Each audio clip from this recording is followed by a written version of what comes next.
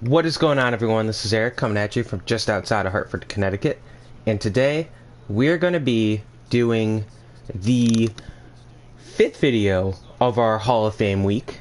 So this video is going to be me reacting to, of course, the official 2022 Pro Football Hall of Fame class, as well as looking at the players who won the awards. So we did this exact type of video last year. I did it in the different order, though. I did the Hall of Fame class last, but since this is Hall of Fame week, we will be doing the Hall of Fame class first, because why not? So I'm just simming Cowboys Patriots because, I mean, why not? These are two teams that I haven't really simmed a lot, and they both have decent fan bases. So, and they're two teams that I don't like, as viewers of the channel know.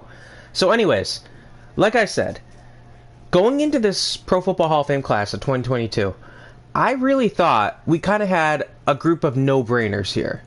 I really thought that it was going to be one of the easier classes to predict. I thought that we'd see a lot of the younger players make it, but boy was I surprised. So for the first time ever, I actually watched the award ceremony, and I watched the vast majority of it. I didn't watch like 30 minutes of it, but I watched up to the Hall of Fame class, and I saw the very end where we saw the MVP. But it was interesting, to say the least. So, going into the Hall of Fame class, of course, we knew there were going to be up to 8 members. And, of course, there's 5 modern-era players, and then up to 5 modern-era players. I mean, the NFL's never really had a problem with not getting all 5 of the players. It's usually baseball that has it where they don't hit their... Sometimes they'll have a class of nobody, but... Anyways, so... I was excited to watch this, and I thought that we were going to have a class of players that everyone kind of predicted. I thought that my predictions were very good. After the fact, I kind of said, all right, maybe I should put Seymour in over maybe Hester or Ware. And I'm like, all right, it is what it is. I'll mention Seymour as my clear 6th option, who I probably should have put in the Hall. And, yeah, so I'm thinking I got a pretty good prediction here. How did I do? Well, the very first Hall of Famer that they announced was one who was a bit of a surprise to me, but not the most surprising one in the world, LeRoy Butler. Now, Butler was an extremely talented safety as a part of the Packers for 12 seasons, and he was just crucial to them in the 90s. Very strong player, helped them win the Super Bowl in 97, so he was there, he was needed, and of course, he's the man who invented the Lambeau Leap touchdown celebration. So, that's important too. Clearly, that's important. That's something that you really want to watch and, pay attention to. A very important part of sports. But I wasn't expecting him to make the Hall of Fame this year. Still, he was a bit underrated to me. I should have maybe done a little more research in watching him play and all that good stuff. But LeRoy Butler belonged in the Hall of Fame. I didn't think he'd get in this year. I thought if they were going to induct a secondary member, it was going to be Rondé Barber. But congratulations to LeRoy Butler. The next player they put in the Hall of Fame was another surprise, as they announced Bryant Young. Now, admittedly, when I was doing my video, I even said it. I didn't watch the 49ers play back in the, when I was born until 2007. Because I live on the East Coast here, and we don't get a lot of 49ers games. So I admitted that. I said, I don't know. I didn't watch a lot of his football. I'm sure he was a better player than I know of. But I can only watch highlights, and highlights are always going to show, well, your highlights. So you don't get to see, the laps and coverages, the time where you get beat up. So I was a little skeptical, but even though I said that, in the back of my mind, I kind of had, I don't think he's going to make the Hall of Fame. And looking at other people's predictions, no one else really thought that Bryant Young was going to make the Hall of Fame. But he proved all of us wrong. I will give him credit. I mean, he was a bit of a surprise, but it is what it is. I mean, a lot of people, even looking at the reactions to the Hall of Fame class, a lot of people were like, okay, that was surprising.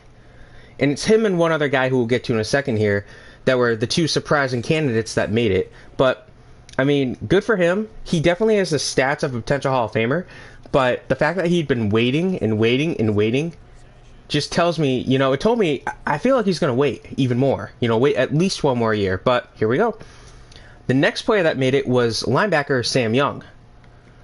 Sam Mills. I'm looking at Bryant Young here. So, Mills, I mean, he was a great leader on and off the field. 100%. He was a great tackler on and off on the field. My big concern with him was that he kind of didn't make he didn't join the NFL for a little bit in his career. So that was kind of a concern to me. And of course, he's unfortunately passed away 17 years back. So that's another concern, because usually the Hall of Fame prefers to induct a player who is currently, alive so they can enjoy the ceremony. But yeah, and then the fact that this was Mills' 20th year on the ballot, and this was only his second time making the top 15, made me really think he's not going to make it. He's going to be a veteran committee type of guy. I know that's not what they call it, but I mean, that's what he screamed to me. It screamed that he was going to be a veteran committee type of guy.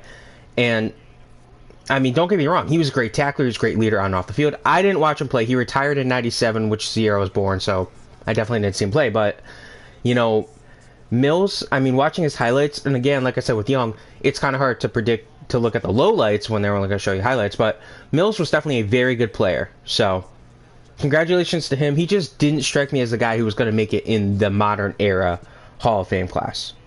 But, so then, the next player that they announced was, I believe, I probably should have written them down in the exact order that they came out. I believe it was tackle Tony Boselli. Now, Boselli may be a bit of a controversial pick, because he did only spend 7 years in the NFL, active, so 95 to 01 with the Jaguars. And he is the first Jacksonville Jaguar to make the Hall of Fame. But those 7 years were absolutely dominant, by far the best player in Jacksonville. He was, when your best players in expansion teams and offensive tackle, sometimes that's a problem. But when said offensive tackle is as dominant as Tony Boselli was, that's good. He played 6 full seasons and made the Pro Bowl 5 times there. Keeping in mind, as an expansion team, you don't have a giant fan base. You don't have the Cowboys fan base behind you pushing you in. You have a very iffy fan base. And especially since you're a tackle, you need to excel. So Boselli belonged to all the pundits were always pointing at he only played 7 full seasons, or 7 years in the league. So, I mean, I understand why he had to wait this long, but I'm happy for Tony Boselli. He's the only player who I correctly predicted to make the Hall of Fame, which is a little surprising to me, but still, Boselli belonged in the Hall of Fame 100%. Now, the last player who made it via the the modern era was, of course, defensive lineman Richard Seymour, who spent, the first 8 years of his career with the Patriots, and then he spent the last 4 with the Raiders. Now, he was a big part of the original Patriots dynasty, the first 3 Super Bowls. Essentially part 1 of Brady's Hall of Fame career, 01, 02, or 01, 03, 04 Super Bowl wins. Seymour was a great player. I remember when he left New England. I remember when he retired. But again, recency bias. And of course, I live in New England. So I'm going to remember him over Bryant Young because I literally grew up with Patriots fans. I grew up in the Northeast. So I watched the Patriots games. They were always on TV. You'd always remember him. Plus, of course, the Patriots are constantly in the Super Bowl. So you knew Richard Seymour. And of course, a lot of the Patriots fans really missed him when he left as a free agent and joined the Raiders. So he was a dominant player, and he definitely belonged in the Hall of Fame. I just kind of thought that if they were going to induct a pass rusher, it was going to be DeMarcus Ware. But still, all the credit in the world to Richard Seymour. All the Patriots fans that I was talking to before the induction and stuff, they were like, yeah, Seymour should be in. And I'm like, okay, yeah, clearly there's a bias because you're a Patriots fan. But I'm listening to what you're saying because I want to know what you're saying. I like getting, a Patriots fan perspective on this. It's kind of like when Brian Dawkins was on the ballot in 2017. I was telling my Patriots friends, oh yeah, well, Dawkins definitely belongs on the Hall of Fame first ballot. He didn't get in first ballot, he got second ballot, but still, it would have been nice if he was first ballot because it would have been, the same year. But it is what it is. It is what it is. So it's exciting to look at the class of Hall of Fame class of 2022. Now, let me quickly discuss the other 3 people who made it. So, interestingly enough, we did have, of course, our first ever official to make the Hall of Fame, and that would be Art McNally. Now, McNally, he was an NFL official from 1959 until 1967, and then he served as the supervisor of officials for a long time, from 68 until 91. So he's been involved in the league for such a long time. I mean, his career technically spanned 5 decades: 50s, 60s, 70s, 80s, and 90s. Technically, now keep in mind 1 year of the 50s, 2 years of the 90s, but still, that's extremely impressive. First ever, official to make the Hall of Fame. I'm happy for him. Obviously, I don't remember anything he did, but I mean, a person like that who was around the league for such a long time, clearly a beloved official, you got to give him credit. He definitely deserved something. The veteran era, I guess you could say, player that made it was Cliff Branch. Now, Branch spent the 70s and the 80s with the Raiders, so he played in Oakland and Los Angeles, and he was essentially kind of like a deep threat type of player. So he would constantly just be running down the field, kind of like a Tyreek Hill, I guess you could say. Didn't have the speed of Tyreek, but that's what he was. He was a speed threat. He was a strong player. He was a perfect type of player that the Raiders needed at that point in time. So he definitely belonged in the Hall of Fame at some point, and this was a perfect time for him, honestly. So I'm happy for him. He belonged in the Hall of Fame at some point in time. I didn't know if it was going to be this year or not, but at the same time, he kind of did. And then the last person that made the Hall of Fame class of 2022 was Dick Vermeil, the coach. Now, Vermeil, of course, as an Eagles fan, I'm happy to see him in. He was the Eagles coach from 76 to 82. I don't even look that one up. Led the Eagles to appear in the Super Bowl in 1980 against the Raiders, where they unfortunately would lose to Cliff Branch's Raiders. But I mean, it is what it is. And then he came back after 15 years to coach the Rams for a couple years. He did lead them to a Super Bowl over the Titans, when then he would retire. And then after a year off, he returned to coach Kansas City for a few years. I do remember when he retired from Kansas City, or left Kansas City, I should say. But it's just interesting to see Vermeil finally getting in the Hall of Fame. He was always one of those guys where I'd look him up and I'd be like, how is Dick Vermeil not in the Hall of Fame yet? How is Dick Vermeil not in the Hall of Fame yet? He literally, like, Philadelphia and St. Louis / I guess LA, but St. Louis at the time, fans love the guy. And of course, one of those weird things is Dick Vermeil was a very emotional guy, so I do remember seeing the press conference. Obviously, I wasn't alive, but I remember seeing, like, the video where Vermeil retires from the Eagles because he was dealing with so much emotion. I mean, you don't see that anymore. So credit to him. I'm happy that he's in the Hall of Fame. So again, to recap here, the class of 2022 is officially Tony Boselli, Cliff Branch, LeRoy Butler, Art McNally, Sam. Now, of course, that means there were some snubs. I guess we'll call them snubs here. There's reasons that they were all kept out. So let me just quickly run by the players that did not make the Hall of Fame. From players that you didn't get in include the receiving trio, surprisingly, of Reggie Wayne, Torrey Holt, and Andre Johnson. So first things first, let me get Johnson out of the way. Johnson didn't make it, in my opinion, because the Hall usually likes to make first ballot Hall of Famers, like, have them be the best of the best. And Andre Johnson was amazing, don't get me wrong. There's a reason I had him making the Hall of Fame. But, I mean, he wasn't the best of the best. He was a very good player on some very bad Houston teams. So he you could say he stat padded or whatever you want to say. He never helped them make a push in the playoffs. So they do kind of look at that. Torrey Holt, somewhat similar, like, Torrey Holt kind of gets affected by the fact that the Rams were so active this weekend.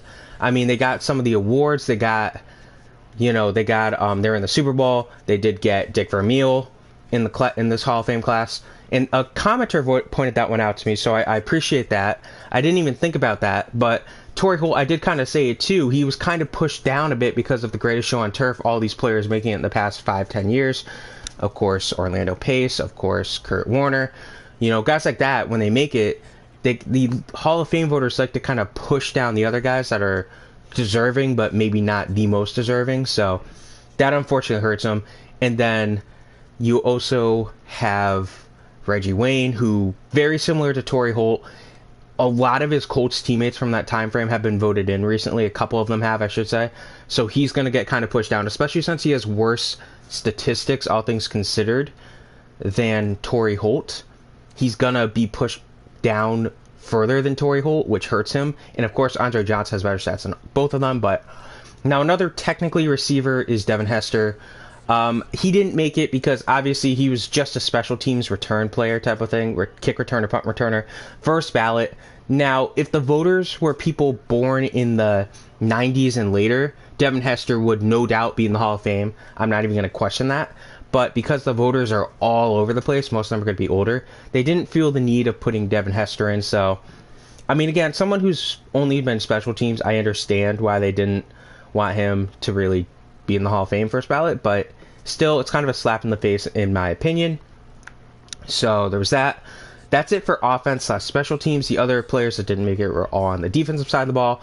Rondé Barber, the only secondary member who did not make it. Another guy who, recent era, very good player. Of course, he scorched my Eagles in the 2002-2003 NFC Championship game. I remember that game. But he was a very deserving player. It's kind of surprising that he didn't make it and LeRoy Butler did. But again, recency bias. I don't remember seeing Butler play. I do remember seeing Barber play. So congratulations to Butler. Barber, probably going to have to wait another year. So there's that. Then you get to some of the more kind of surprising surprises, I guess. So, of course, Zach Thomas, I'm surprised he's still waiting. Zach Thomas, I really thought was going to be first ballot Hall of Fame 2017. He's still stuck waiting and waiting and waiting and waiting. So, I mean, it's kind of surprising, but I mean, it is what it is. He should eventually make the Hall of Fame, but we'll have to see what happens. Speaking of that, like, general era, DeMarcus Ware is another guy who I'm kind of surprised didn't make it. He was considered the favorite of the first-year eligible players to make the Hall of Fame. And DeMarcus Ware will make the Hall of Fame in the future. I think this is just a hiccup. I think he'll be in the class of 2023, hands down. He's too good to not be in the Hall of Fame. He will make it in the future. But, I mean, the thing with DeMarcus Ware is the name recognition isn't there as much as the stats. So, as weird as it is, I mean, you know, when you think of DeMarcus Ware, you think he was a very good player, but you don't seem to remember, you know, that he's a member of the 100 Sack Club. So, it's surprising. Like, I didn't even really think of that. Other than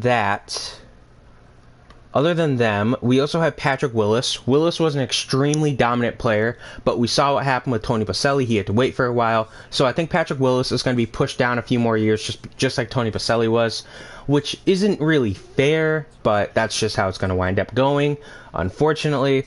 Willie Anderson, I missed him, when I was doing my read-off for offense. Willie Anderson, I mean, with the way the first few inductions were going, I was half expecting Willie Anderson to trot out there over Richard Seymour or Tony Boselli. I mean, don't get me wrong, I have respect for Willie Anderson. He was a very good player. But, I mean, he just, to me, he was among the weaker of the Hall of Fame class, potential Hall of Fame class. Last player here is going to be Jared Allen, and Allen was a completely amazing player that I loved watching play when he was, in Minnesota, because that's really where I remember him playing.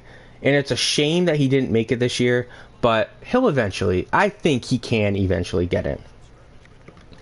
So now we're just going to quickly go over the awards winners. So I'm just going to kind of go in, I don't want to say random order, but we'll see how it goes. So the Rookie of the Year was, of course, Cincinnati Bengals wide receiver Jamar Chase. As everyone expected, Jamar Chase was always going to win this award. If he didn't win the award, it would have been a complete shock. He had such a strong season. Him versus Michael Parsons was going to be a big debate for Rookie of the Year. And Jamar Chase, the thing that hurts Parsons is pretty simple. I mean, offense is always going to overshadow defense in the mind of voters because people play fantasy, and that does influence you. So if you get Jamar Chase, he goes off, he helps your fantasy team, you're going to vote for Jamar Chase over Michael Parsons because Parsons is a part of a unit. Chase is the guy who helped you out. Offensive Rookie of the Year, I should have done these two first. Offensive Rookie of the Year was Jamar Chase. Defensive Rookie of the Year was Michael Parsons. Unanimous Defensive Rookie of the Year was Michael Parsons, I should say. It was a close battle for offensive. Not really, but Jalen Waddle did put up some numbers. Mac Jones was clearly the third place runner-up, but so the defensive player of the year was Pittsburgh Steelers TJ Watt. Well deserved. He should be back-to-back Defensive Player of the Year. I went over this last year. A lot of people, myself included, felt like he was snubbed for Aaron Donald last year. No disrespect to Donald, but pretty simply, TJ Watt had the better year last year. TJ Watt had the better year this year by far. He won the award, well deserved, tied the single season sack record, so he's got that going for him. I'm extremely excited to see what the future brings for TJ Watt. Extremely excited to see what the future can bring for him. So next we have the Offensive Player of the Year, and that was awarded to the Rams wide receiver Cooper Kupp. Well deserved again. I mean, Offensive Player of the Year usually goes to like an offensive player that broke out. Usually it doesn't go to a quarterback. It does, relatively speaking, it doesn't usually go to a quarterback, but it's still something that well deserved for Cooper Kupp. Of course, he came out of, I don't want to say he came out of nowhere. He was a very highly regarded player last year at this time, but I don't think anyone saw him winning the triple crown of receivers in 2021. I don't think anyone did, even the most diehard Cooper Kupp fans, even the most diehard Rams fans. But here we are. Cooper Kupp, very strong player. I'm excited to see what the future holds for him. And he really deserved the Offensive Player of the Year award. Him versus Jonathan Taylor was a good battle, but they chose the right guy, in my opinion. I mean, if Derrick Henry had spent the whole year healthy, he probably would have won it. But he didn't. Cooper Kupp, triple crown winner. Got to give him the respect there. So, I already did Defensive Player of the Year, my bad. So, other awards like the Comeback Player of the Year, this was an interesting one. Entering the year, everyone was saying this is going to be Dak's award, this is Dak Prescott's award to win. He's going to win it, he's going to win it. And the award really came down to him v. Joe Burrow. In Burrow, I mean, he led his team to the Super Bowl, which we played on Sunday. Burrow I'm not going to say he upset Dak, but he upset Dak by winning the award. Again, it's something that was kind of expected if you watched how the two of them played. If you see how the two of them kind of interact with the fans and all that good stuff, Dak definitely had the disadvantage. Burrow's got a whole cult following at this point. So Joe Burrow and Dak Prescott both came off season-ending injuries last year. I thought that Burrow deserved the award over Dak. So, good choice by the voters there. So, the Coach of the Year award was given to Mike Vrabel of the Tennessee Titans. I don't necessarily know if I would have gone with Vrabel for Coach of the Year, just because of how the team choked in the playoffs and down the stretch. But it is what it is. I mean, I probably would have gone Zach Taylor myself, just because of the year they had. I would have potentially cast a vote for Nick Sirianni and the Eagles for turning that franchise around. But, I mean, Vrabel, it's not like this is an upset. It's not like this is the worst decision you could have made. So, Vrabel, I mean, he did lead his team to the 1 seed in the AFC. So, you could even gone with LaFleur for the Packers, because he led his team to the 1 seed in the NFC. But, it is what it is at this point in time. So, yeah. Other than that, the last award we're going to look at is, of course, the most valuable player. And this award would go to quarterback Aaron Rodgers. Now, Rodgers, this is his 4th time winning the NFL MVP, which puts him second all-time among all MVP winners, behind only Peyton Manning. So he is ahead of Tom Brady in that regard, because it was basically him versus Brady. Cooper Kupp was the 3rd place finisher in that. Rodgers pretty much beat Brady. I think he had 39 votes to Brady's 10, and Cooper Kupp got the 1. But, I mean, Rodgers deserved it. Rodgers had another great year. This is his 2nd year in a row winning MVP. So, I'm happy for Aaron Rodgers. I mean, the way the Packers offense performed this year, you knew that Rodgers was going to get something. And now, of course, Rodgers is a pending trade candidate, so it's going to be interesting to see what happens. But I'm very happy for Aaron Rodgers. So we had a very strong, group here. I don't really think there were any upsets in the award ceremony. I mean, I'm sure Buccaneers fans and Patriots fans are going to be screaming, well, Tom Brady should have gotten an award. Tom Brady should have been MVP. He had more yards than Rodgers. Okay. Rodgers had him beat in every other category, so I don't know what you want. Plus, if you compare the receiving cores, Brady should have run away with MVP. That's all I'm going to say with that one. Honestly, though, this was a very interesting day. It was my first time, like I said earlier in the video, watching the the video here, the award ceremony. There were some cringy moments, like when JJ Watt was messing with TJ Watt. I just kind of rolled my eyes at that. I'm like, all right, that's really what you're gonna do. I don't necessarily like that. Clearly, TJ's uncomfortable with it, but it is what it is. And then, of course, the other moment came when TJ goes to hug JJ for the second time, and then Katy Perry's like, "Oh, I'll hug you too." And TJ's like gets turned around when he's getting ready to hug Katy Perry. And Katie's like, "Oh, okay." That was kind of funny more than cringy, but it is what it is. So, I mean, all things considered, it was a very eventful day, and I hope you guys enjoyed this video. So this was, of course, the 5th video of our Hall of Fame week. So we have one more coming out tomorrow, and it's going to be the Tony Gonzalez trade breakdown. But I really hope you guys enjoyed this video. This is going to be something I'm going to try to do every year, where I go over the NFL, who wins the awards, and all that good stuff. Who's the Hall of Fame class. We're not going to do Hall of Fame week every year, obviously, but you know, it's just kind of fun to do this. So I hope you guys enjoyed this video. It's going to be, you know, it's kind of interesting for what we can do here on the channel, but we'll have to see what happens. Hope you guys enjoyed this.